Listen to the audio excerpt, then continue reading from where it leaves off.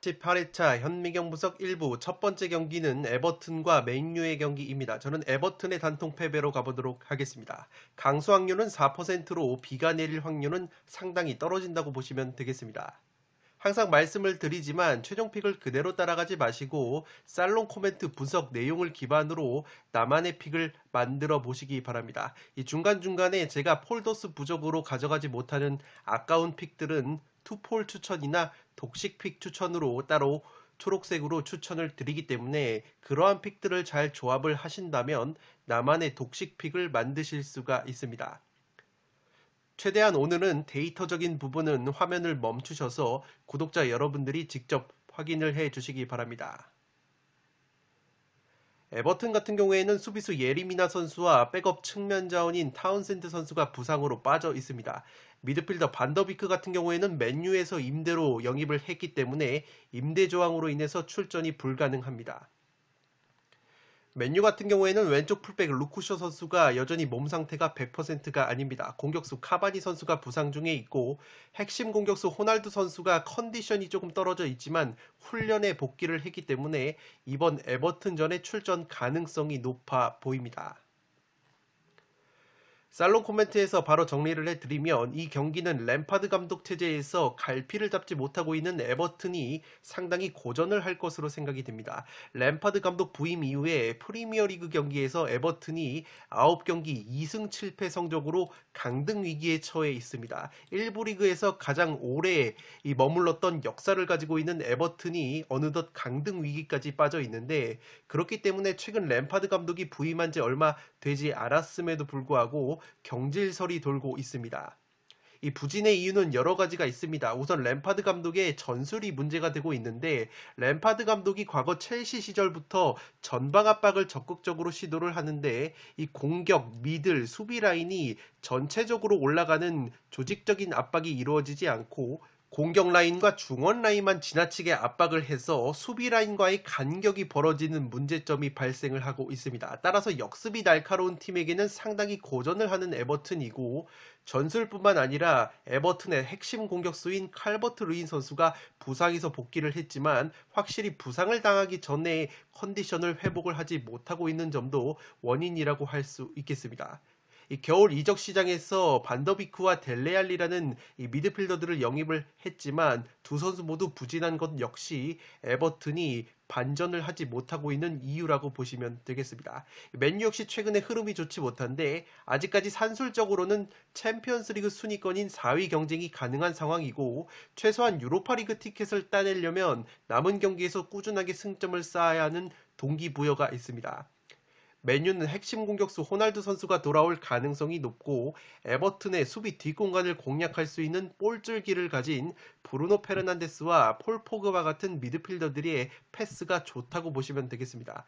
다만 그래도 에버튼이 강등 버프와 함께 램파드 감독 부임 이후에 그래도 홈에서만큼은 실점이 줄어들면서 경기력과 성적이 원정보다 나은 점을 고려를 하면 아예 변수가 없는 경기는 아니라고 보여집니다. 또한 에버튼의 약점이 세트피스 수비인데 맨유가 올 시즌 세트피스 공격력이 강하지 않다는 점도 고무적이라고 할 수 있겠습니다. 물론 최근에는 맨유가 호날두, 맥과이어, 바란같이 세트피스에서 한 방을 보여줄 수 있는 자원들이 조금씩 세트피스에서 살아나는 모습이 있기 때문에 충분히 맨유가 세트피스로 득점을 할 가능성은 여전히 존재한다고 보시면 되겠습니다. 그래도 맨유 쪽으로 기우는 이유는 맨유가 역사적으로 에버튼의 홈구장인 구디슨 파크 원정에서 좋은 성적을 거둬왔기 때문에 이 경기는 에버튼의 단통 패배로 가보도록 하겠습니다. 두 번째 경기는 카디스와 베티스의 경기입니다. 저는 승패 투폴로 가면서 이변을 노려보도록 하겠습니다. 폴더스를 아끼고 싶으신 분들은 카디스의 단통 패배를 추천드리도록 하겠습니다. 강수 확률이 0%로 비가 내릴 확률은 상당히 떨어진다고 보시면 되겠습니다. 통계적인 부분은 화면을 멈추셔서 확인을 해 주시기 바랍니다. 카디스 같은 경우에는 중앙 미드필더 알라르콘 선수가 장기 부상에 빠져 있습니다. 수비수 하로얀 선수가 부상으로 인해서 출전 여부가 불투명하지만 대체 자원이 있습니다. 베티스 같은 경우에는 주전 수비형 미드필더 까르발류 선수가 징계로 결장이 됩니다. 공격수 이글레시아스 선수가 부상으로 인해서 출전 여부가 불투명합니다. 살롱 코멘트에서 바로 정리를 해드리면 이 경기는 베티스 승리가 액면가로는 유리해 보이지만 리스크가 충분한 경기라고 보여집니다. 우선 카디스가 최근에 세르히오 곤잘레스라는 새로운 감독 체제에서 확실히 개선된 경기력을 보여주고 있습니다. 특히 경기당 평균 한 골 실점이 안 되는 수비력 개선과 더불어서 득점력은 경기당 딱 한 골 정도로 이 득점을 하고 있기 때문에 공수 밸런스가 상당히 좋아지고 있습니다.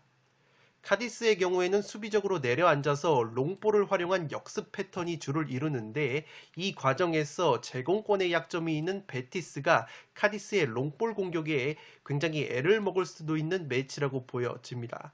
다만 베티스가 최근에 유로파리그 탈락 이후에 확실히 체력적으로 여유가 생기면서 경기력이 살아나고 있기 때문에 그래도 베티스가 좋은 경기력을 보여주지 않을까 싶습니다. 특히 시즌 초 중반에 절정의 골 감각을 보여줬었던 이 후안미라는 공격 자원이 최근에 11경기 무득점 침체에 빠져 있었는데 직전 오사수나전에서 무려 2골 2도움으로 맹활약을 하면서 베티스의 4대1 완승을 이끌었기 때문에 후안미 선수가 활약을 할 가능성이 높아 보입니다. 여기에 베티스의 핵심 플레이메이커 페키르 선수가 퇴장 징계에서 돌아오기 때문에 화력적으로 카디스를 압도할 만한 공격력을 보여주지 않을까 싶습니다. 무엇보다 최근에 핵심 측면 수비수 알렉스 모레노 선수가 부상에서 돌아왔기 때문에 오사수나전에서도 1골 1도움으로 맹활약한 이 모레노 선수의 활약도 기대가 되고 있습니다. 베티스가 최근에 하락세 구간에서 측면 수비수들의 부상 이탈로 어려움을 겪었는데 이 4-4-2 포메이션을 기반으로 측면 크로스를 자주 올리는 카디스로서는 핵심 풀백들이 돌아온 베티스의 측면을 공략하기에는 굉장히 어렵지 않을까 싶습니다. 베티스의 경우에는 4-2-3-1 포메이션을 사용을 하는데 역사적으로 이 4-2-3-1 포메이션이 태동을 한 계기를 돌아보면 이 4-4-2 포메이션, 세 줄 포메이션을 효율적으로 공략하기 위해서 나온 것이 4-2-3-1 네 줄 포메이션이라고 보시면 되겠습니다. 이 4-2-3-1에 3에 해당하는 2선 공격자원, 특히 가운데 플레이메이커를 둠으로써 4-4-2 포메이션의 약점이라고 볼 수 있는 이 수비와 중원 사이의 포켓 공간을 효율적으로 공략할 수 있는 것이 바로 4-2-3-1 포메이션이고 베티스 같은 경우에는 이 3에 해당하는 2선 자원들 후안미, 페키르, 카날레스 같은 선수들의 컨디션과 퀄리티가 상당히 뛰어나기 때문에 이 4-4-2 포메이션을 사용하는 카디스의 수비와 중원 사이의 포켓 공간을 굉장히 효율적으로 공략할 수 있지 않을까 싶습니다. 또한 카디스가 곤잘레스 감독 부임 이후에 홈 경기에서는 압박을 병행하는 모습이 있는데 자칫 무리해서 압박을 가할 경우에는 베티스에게 뒷공간을 허무하게 털릴 위험도 있어 보입니다.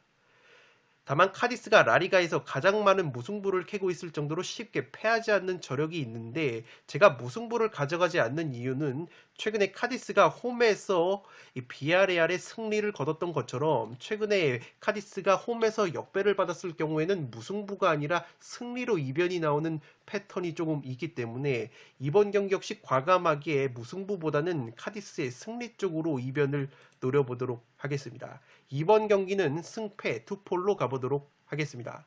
3번 경기는 사우스햄튼과 첼시의 경기인데 승무패로 지으면서 이변을 노려보도록 하겠습니다. 통계적인 부분은 화면을 멈추셔서 구독자 여러분들이 확인을 해 주시기 바랍니다.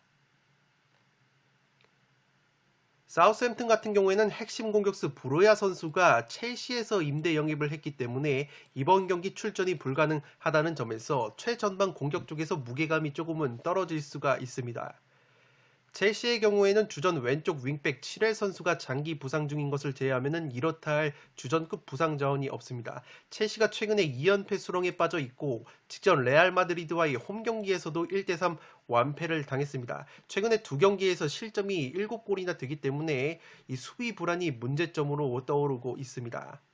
3일 뒤에는 레알 마드리드 원정을 떠나는 일정이기 때문에 상당히 일정 면에서도 첼시가 불리하다고 보시면 되겠습니다. 살로 코멘트에서 정리를 해드리면 최근 사우스햄튼만 만나면 고전했던 첼시라서 이번에도 상당히 고전할 것으로 예상이 됩니다.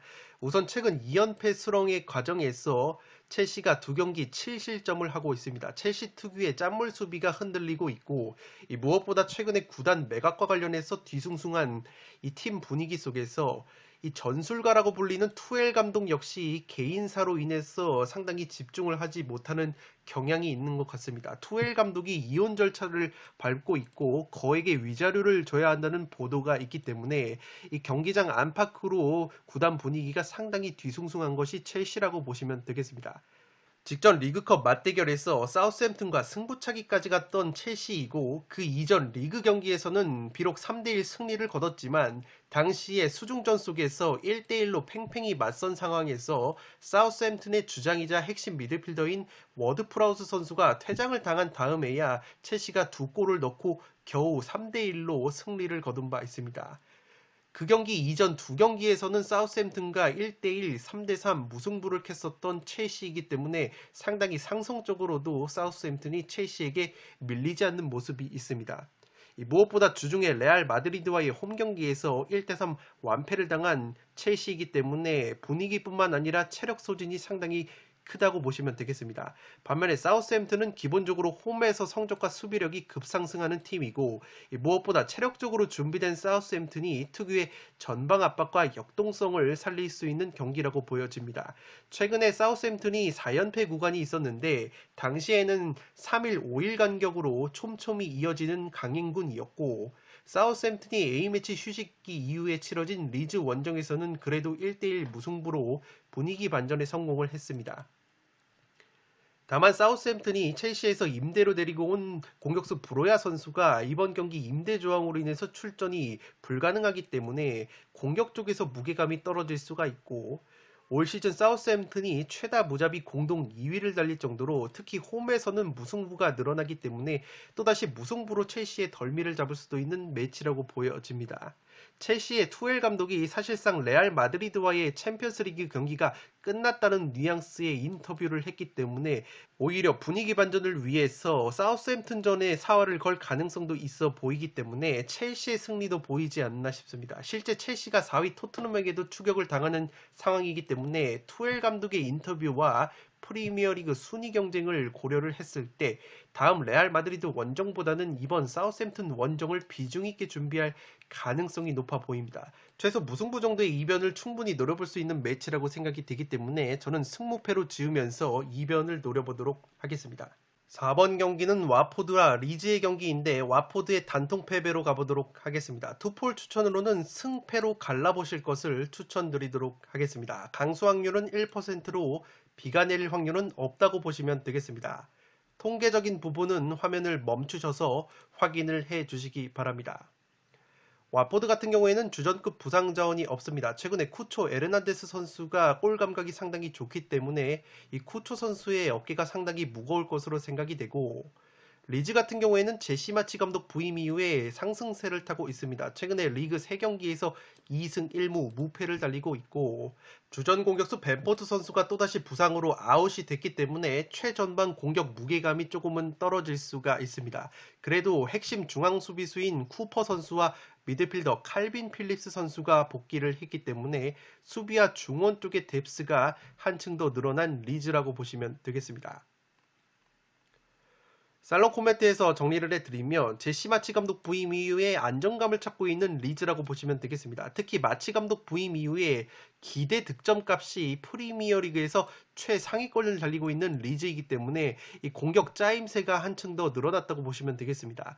이 리즈의 제시 마치 감독 같은 경우에는 전임 비엘사 감독과 전방 압박 기조는 똑같지만 비엘사 감독의 경우에는 극단적인 맨투맨 압박 체계였다면 마치 감독은 일정 수준 지역 방어 체제에서 상대 선수가 구역으로 들어왔을 때 압박을 가하는 형태라고 보시면 되겠습니다.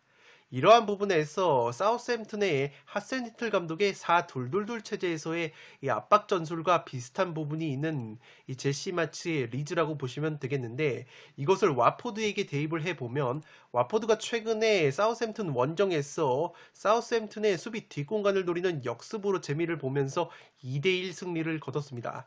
물론 와포드의 경우에는 홈에서 오히려 성적이 떨어지고 사우스햄튼전에서 노출했던 것처럼 세트피스 상황에서의 수비력과 제공권이 좋지 못하기 때문에 이 리즈의 경우에는 세트피스 수비력은 꼴찌이지만 공격 상황에서 위협적인 세트피스를 보여줄 수 있고, 특히 최근에 수비수 쿠퍼와 요렌테가 복귀를 했기 때문에 이 두 선수가 세트피스 상황에서 공격력을 발휘를 할 수 있다는 점에서 리즈가 세트피스로 재미를 볼 가능성이 높아 보입니다. 앞서 말씀을 드린 것처럼 이 리즈 같은 경우에도 압박을 굉장히 빡세게 하는 팀이기 때문에 와포드가 지난 사우스햄튼전에서 보여준 것처럼 효율적인 역습을 감행을 한다면 리즈도 충분히 와포드에게 덜미를 잡힐 만한 매치라고 보여집니다. 전술 상성적으로 봤을 때 서로를 공략할 수 있는 무기가 있다는 점에서 굉장히 팽팽한 경기가 될 것으로 생각이 되기 때문에 저는 와포드의 단통 패배로 가는데, 폴더스의 여유가 있으신 분들은 승패로 갈라보실 것을 추천드리도록 하겠습니다. 5번 경기는 마요르카와 아틀레티코 마드리드의 경기인데, 마요르카의 단통 패배로 가보도록 하겠습니다. 독식을 노리시는 분들은 무승부 정도까지 받쳐보실 것을 추천드리도록 하겠습니다. 통계적인 부분은 화면을 멈추셔서 확인을 해 주시기 바랍니다. 마요르카 같은 경우에는 주전 중앙 수비수 루소 선수가 퇴장 징계로 결정이 됩니다. 지난 아틀레티코 마드리드 원정에서 이강인 선수의 어시스트를 받아서 세트피스로 동점골을 넣었던 루소 선수이기 때문에 이 루소 선수의 공백이 상당히 클 것으로 생각이 됩니다. 주전 수비형 미드필더 갈라레타 선수가 장기 부상 중에 있고, 주전 중앙 수비수 발렌트 선수까지 불투명하기 때문에 마요르카가 최근에 수비력이 상당히 불안한 상황 속에서 수비 쪽에서 공백이 예상이 되고 있습니다. 그래도 고무적인 것은 아틀레티코 마드리드와의 상대 전적에서 최근에 2승 2무 2패 굉장히 팽팽한 모습을 보여주고 있고, 지난 12월 아틀레티코 원정에서는 2대1로 승리를 거둔 바 있습니다. 아틀레티코 마드리드 같은 경우에는 공격수 코레아 선수가 징계로 결정이 되고, 중앙 수비수 히메네즈 선수가 불투명합니다. 최근에 맨시티 원정을 치르고 돌아온 아틀레티코 마드리드이기 때문에 마요르카전 이후에 4일 뒤에 맨시티와 홈 경기를 치르는 일정이라는 점에서 일정 면과 체력 면에서는 확실히 마요르카보다 불리하다고 보시면 되겠습니다. 살롱 코멘트에서 정리를 해드리면, 이 경기는 주중 챔피언스리그 경기를 치른 아틀레티코 마드리드가 체력적으로 불리하다는 점과 마요르카 원정이 기본적으로 모든 팀들이 꺼려하는 섬지역 원정이라는 점, 그리고 최근 맞대결에서 마요르카가 승리를 거뒀다는 점, 그리고 마요르카가 7연패라는 점에서 과연 8연패까지 할 것인가 라는 의문감과 강등권 버프까지 고려를 하면 사실 변수가 상당히 많다고 볼 수 있겠습니다. 그러나 순수하게 경기력과 전술로만 분석을 해보면 이 마요르카가 최근에 감독이 바뀌었는데, 아기레 감독이 부임을 하면서 최전방에 장신 공격수 무리키 선수와 그 옆에 공격수 한 명을 세우는 투톱 전술을 가동을 하고 있습니다. 이 아기레 감독 특징이 윙백과 측면 자원들로 하여금 안으로 접어 들어와서 이 반대발로 슈팅을 때리는 것을 주문하는 게 아니라 그대로 측면까지 끝까지 치고 들어가서 크로스를 최전방 투톱에 올리는 형태를 선호를 하고 있습니다. 따라서 최근에 마요르카가 공격 시에 측면에서 크로스를 올려서 최전방의 장신 공격수 무리키 선수의 뚝배기를 겨냥하는 이 단조로운 패턴이 이어지고 있습니다. 그런데 아틀레티코 수비진 사비치, 펠리페, 헤이날도 같은 선수들이 제공권의 강점이 있는 수비수들이기 때문에 또다시 마요르카가 단순하게 최전방 무리키를 향한 뚝배기 플레이에 의존을 한다면 상당히 고전할 수밖에 없는 경기라고 생각이 됩니다. 물론 마요르카가 올 시즌 세트피스 공격력과 수비력이 좋고, 아틀레티코 마드리드가 올 시즌 세트피스 수비에 문제점이 있다는 점을 고려를 했을 때 마요르카가 의외로 세트피스로 재미를 볼 가능성이 있어 보입니다. 무엇보다 아틀레티코 마드리드는 마요르카전 이후에 맨시티와의 챔피언스리그 홈 경기를 앞둔 일정이기 때문에 이 경기에서 어느 정도 로테이션이 가동이 된다면 마요르카에게도 기회가 있어 보이는 경기라고 보시면 되겠습니다. 맨시티 원정에서 슈팅이 0개였지만 어쨌든 딱 한 골 차로 0대1로 패배를 당한 아틀레티코이기 때문에 홈에서는 충분히 이 4강 진출을 노려볼 수 있지 않을까 싶습니다. 마요르카전보다는 맨시티전에 포커스를 맞출 가능성이 있기 때문에 따라서 독식픽으로는 충분히 마요르카 사이드도 가져갈 만한 매치라고 생각이 됩니다. 5번 경기는 마요르카의 단통 패배로 가는데 이 독식픽으로는 마요르카 사이드도 가져가 보실 것을 추천드리도록 하겠습니다. 6번 경기는 아스톤 빌라와 토트넘의 경기인데 무패 투폴로 가면서 이변을 노려보도록 하겠습니다. 강수 확률은 0%로 비가 내릴 확률은 없다고 보시면 되겠습니다. 통계적인 부분은 화면을 멈추셔서 구독자 여러분들이 확인을 해 주시기 바랍니다. 아스톤빌라 같은 경우에는 주전 왼쪽 풀백 리카디뉴 선수의 출전 여부가 불투명하지만 복귀 가능성이 있다고 하기 때문에 디뉴 선수의 출전 여부가 상당히 관건으로 보여집니다.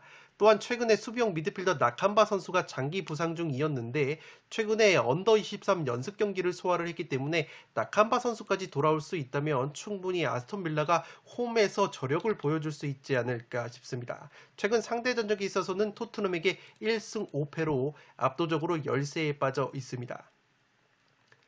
토트넘 같은 경우에는 최근에 3연승의 상승세를 탔는데 패턴적으로 봤을 때 올 시즌 리그 경기 기준으로 4연승이 없었기 때문에 충분히 패턴적으로는 부러질 가능성이 있어 보입니다. 중앙 미드필더 스킵 선수가 장기 부상 중에 빠져 있는데 그 외에는 핵심 자원들이 모두 출전이 가능할 것으로 보입니다. 최근에 손흥민 선수와 해리케인 선수의 골 감각이 좋고 손흥민 선수가 아스톤 빌라를 상대로 4경기에서 3승 1패 3골 1도움으로 맹활약을 하고 있습니다. 살롱 코멘트에서 정리를 해드리면 이 경기는 사실 최근 양팀 기세로만 놓고 본다면 토트넘 쪽의 우세가 그려지는 경기이지만 만약에 아스톤 빌라의 두 선수가 부상해서 돌아온다면 상당히 토트넘이 고전할 수 있는 경기라고 보여집니다. 먼저 보도에 따르면은 직전 울버햄튼전에서 부상으로 아웃이 됐었던 왼쪽 풀백 리카디뉴 선수의 복귀 가능성이 있는 빌라인데 빌라가 디뉴가 교체 아웃된 이후에 애슐리 영 선수가 들어오면서 확실히 왼쪽에서 공격과 수비 모두 문제점을 드러낸 바 있습니다. 여기에 제라드 감독 빌라 부임 초기 때 중원에서 선발 출전 기회를 꾸준하게 받았었던 이 나캄바라는 수비형 미드필더가 최근에 부상으로 몇 달간 빠져 있었는데 최근에 23세 이하 경기에 출전해서 몸 상태를 끌어올렸기 때문에 이 나캄바 선수가 들어온다면 충분히 중원 쪽에서 경쟁력이 있을 것으로 생각이 됩니다. 이 나캄바라는 선수가 패스 능력은 떨어지지만 상당히 수비적으로 활동량이 많고 헌신도가 좋은 선수이기 때문에 이 아스톤 빌라의 약점이라고 볼 수 있는 중원 공간 커버를 해줄 수 있지 않을까 싶습니다. 이 빌라의 경우에는 존 맥긴이나 제이콥 램지 같은 선수들이 중원을 꾸리는데 이 두 선수 같은 경우에는 상당히 공격적인 성향이 강한 선수들이기 때문에 수비 상황에서 이 공간이 많이 노출되는 경향이 있고 이 수비형 미드필더 더글라스 루이즈 혼자서 넓은 중원 공간을 커버해야 되는 약점이 있는 것이 빌라의 중원이라고 보시면 되겠습니다. 그런데 나캄바가 들어올 수 있다면 이러한 중원에서의 공간 커버가 한결 수월해질 수 있는 빌라라고 보시면 되겠습니다. 이 토트넘의 경우에는 왼쪽 윙백 세세뇽과 레길론 선수가 훈련에 복귀를 했다는 소식이 있는데 이것이 상당히 중요한 것이 지난 뉴캐슬전 5대1 대승을 거뒀지만 당시에 레길론, 세세뇽 왼쪽 윙백이 모두 빠지면서 할 수 없이 오른쪽 윙백 도어티 선수가 왼쪽으로 이동을 했고 오른쪽에는 에메르송 로얄 선수가 출전을 했습니다. 물론 도어티 선수가 어시스트를 기록을 하고 로얄이 골을 넣는 아주 이상적인 모습이 나왔지만 기본적으로 오른쪽에 이 에메르송 로얄이 나왔을 때보다 도어티 선수가 오른쪽으로 갔을 때 토트넘의 오른쪽 측면 자원인 클루셉스키 선수와 호흡이 잘 맞아 떨어지는 부분이 있습니다. 따라서 토트넘의 왼쪽 윙백들이 복귀를 한다면 도어티 선수가 오른쪽으로 제자리로 올라가서 클루셉스키 선수와 위협적인 측면 공격을 전개할 것으로 보이기 때문에 만약에 빌라가 왼쪽 풀백 디뉴 선수의 복귀가 무산이 된다면 확실히 토트넘이 오른쪽 측면에서 유리한 고지를 점할 것으로 생각이 되고 있습니다. 빌라의 경우에는 제라드 감독 체제에서 전방 압박을 과하는 과정에서 수비 뒷공간을 노출하면서 역습에 굉장히 취약한 모습을 보여주고 있습니다. 지금 프리미어리그에서 역습 실점이 6골로 브렌트포드와 함께 공동 1위를 달리고 있는 것이 빌라이고, 반대로 토트넘 같은 경우에는 손흥민과 케인을 앞세운 역습 한방이 상당히 날카로운데, 프리미어리그에서 4골로 역습 득점이 두 번째로 많은 팀이 토트넘이기 때문에 빌라가 홈에서 무리하게 압박을 걸 경우에는 토트넘에게 뒷공간을 허무하게 내줄 가능성이 높아 보입니다. 마찬가지로 빌라 또한 토트넘을 공략할 만한 것이, 빌라가 세트피스 득점이 공동 4위일 정도로 세트피스 공격력이 상당히 좋은데, 토트넘의 경우에는 세트피스 실점이 10골로 많은 팀이기 때문에 충분히 빌라가 세트피스 한 방으로 주도권을 가져갈 만한 경기라고 생각이 됩니다.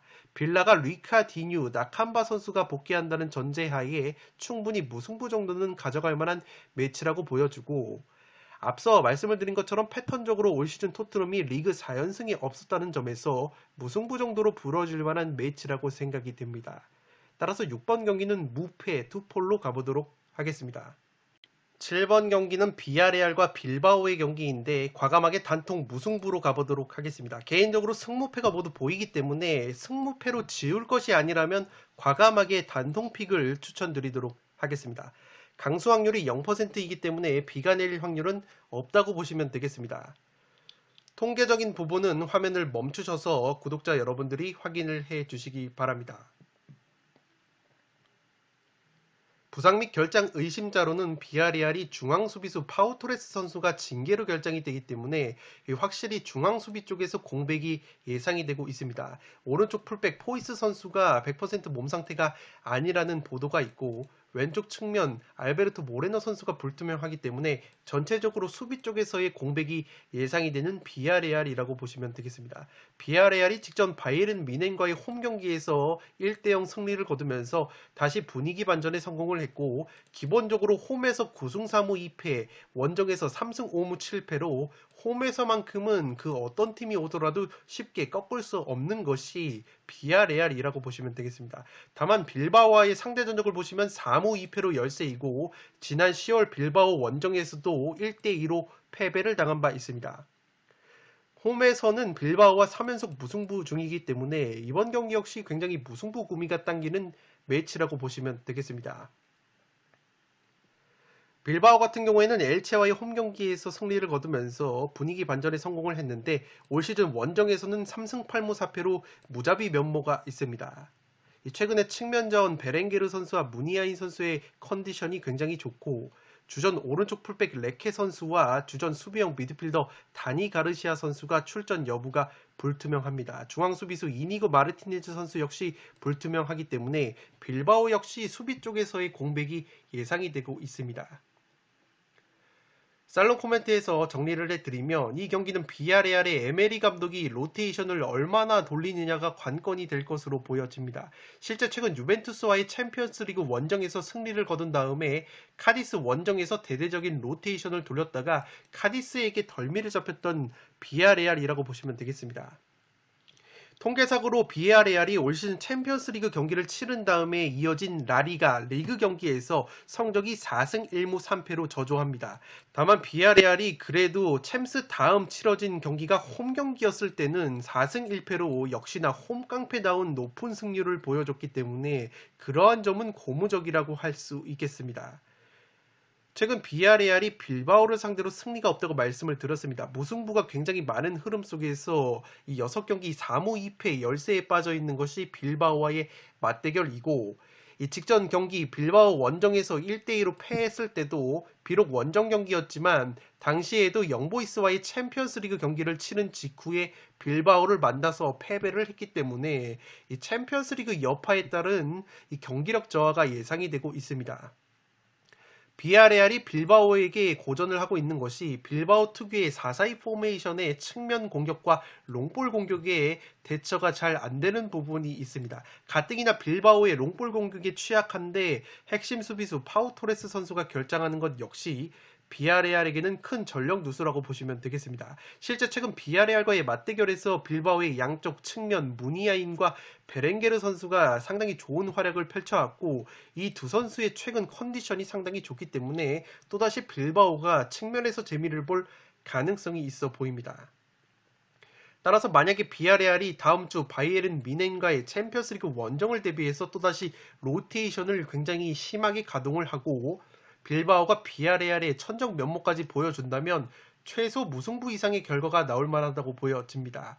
다만 비아레알의 경우에는 원체 홈에서 성적이 좋아지고 챔스 다음 경기가 홈 경기였을 때는 4승 1패로 높은 승률을 기록을 하고 있습니다.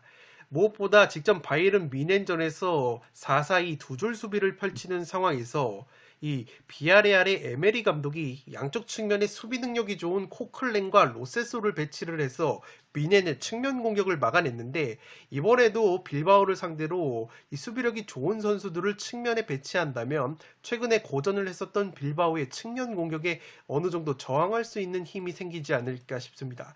비아레알의 홈 깡패 면모와 상대 전적에서 무승부가 많다는 점, 그리고 빌바오가 특유의 원정 무자비 본능이 나온다면 무승부 구미가 기본적으로 당기는 매치이고 이 경기는 승무패가 모두 보이기 때문에 지울 것이 아니라면 하나만 찍으면 무승부로 가는 게 합리적으로 보이는 매치라고 보시면 되겠습니다. 7번 경기는 단통 무승부로 가는데 이 폴더수가 많으신 분들은 안정적으로 승무패로 지우실 것을 추천드리도록 하겠습니다.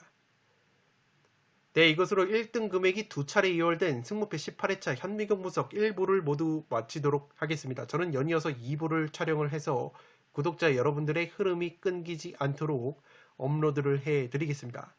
영상이 도움이 되신 분들은 좋아요와 구독 버튼을 눌러주시면 풋볼살롱 채널에 크나큰 힘이 됩니다. 구독 버튼 옆에 종 모양의 알림 설정을 해주시면 그 누구보다 빠르게 양질의 축구 승무패 포르투 관련 분석 컨텐츠를 만나보실 수 있습니다. 지금까지 풋볼살롱이었습니다. 감사합니다.